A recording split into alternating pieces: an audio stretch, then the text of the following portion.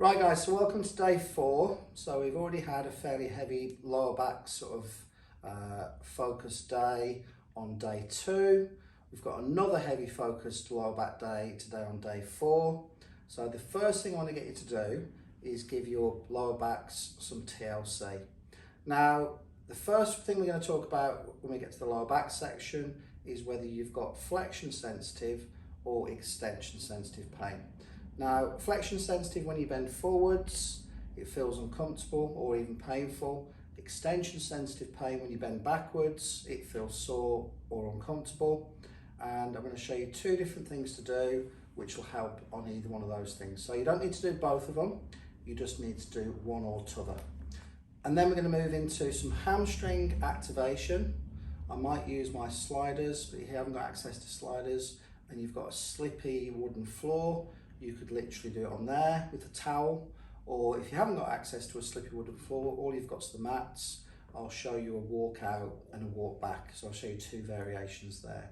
The final piece, we're then going to move on to your goblet squat and hold. So this is where we're going to camp out in the bottom of your squat, open up the hips and make sure we've loosened off that lower back. Remember what I said to you before, if you're struggling with backs, I would first of all go to your hips and try and improve the mobility of your hips. That in 9 times out of 10 cases tends to improve the comfort of your back. Right, this takes some setting up, and for some of you big guys you might need 2 bands as opposed to 1 band. So what we're going to try and do here is do what's called a McKenzie 3, which is basically an exercise that's designed to settle down your flexion sensitive back pain. So if you bend forwards and it feels uncomfortable, this is a really nice movement just to kind of encourage non-threatening movements in the opposite direction. So you're going to slide the band down towards the lower part of your back, so almost where you imagine the bottom of your rib cage is, and then we're going to push up from here, and the band's going to keep your lower back locked into the floor. Now you don't have to go very high on this, so we certainly don't need to go up as high as starts to produce pain. So we're going to do around about 8 to 10 reps here, and you should find that that tightness that you've got when you bend forwards starts to ease. So a movement in the opposite direction will ease a flexion sensitive lower back pain. So that's piece number 1. So piece number 2, now this is for extension sensitive pain. So remember, we're going to do the opposite movement. So if you've got some pain when you at lockout, you're going to do this as opposed to the McKenzie.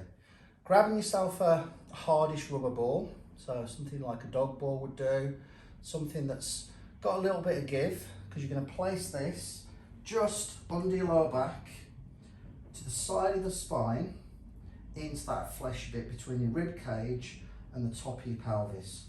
Now we're going to roll around initially, and we're going to find that hot spot, which is around about there. And then with the same leg as the side of the ball's on, we're going to bring our knee into our chest, straighten out the other leg, and we're just going to literally oscillate in and out of flexion. So we're doing flexion of the hip, which produces flexion of your back.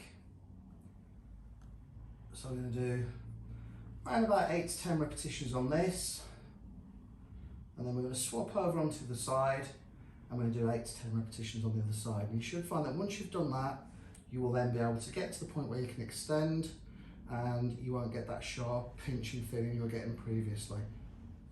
Right, so this is a posterior chain activation exercise. Obviously we're going to be doing some deadlifts and some deficit deadlifts in today. So we need to make sure we've fired up the hamstrings and that they are fully warm and fully optimized. Now again, I've got those slider things that I had in on day 2, I think it was. You don't need to buy a set of these, but I'll show you a different variation if you haven't got a slidey floor to work on. So with the sliders, we're going to a bridge, and then we slide the heels out under control, and then we lower back down again. Bring our heels towards our bum, push up, slide the heels out under control. So we're lengthening the muscles, which is the eccentric load on the muscle, and we repeat that process around about 6 to 8 times. Now if you haven't got sliders, you can do the same thing. You can literally walk your heels out until you get to the point where you've got your legs completely straight. Push up, walk the heels out until you're at the point where your feet or your legs are completely straight. Walk back, and again you do that about 6 to 8 times. Both of those movements work the hamstrings in a lengthened position or a lengthening position, which is basically an eccentric exercise, and that's one of the ways that we can activate those muscles and make sure that when you go into your deadlifts, they're warm, they're fired up, and you've got the ability to be able to create some good tension on the bar. Right, final piece. This is now your squat and mobilising the bottom of the squat position. So grabbing a kettlebell or a plate, something you can use to sort of take you into the hole and basically counterbalance the force of your body or the weight of your body. We're going to rock from side to side and then repeat the same process back up to the top. So squat down, get your knees nice and wide open, rock from side to side, spend a couple of seconds in that bottom position before you return back up to the top, and you repeat that around about 6 to 8 times.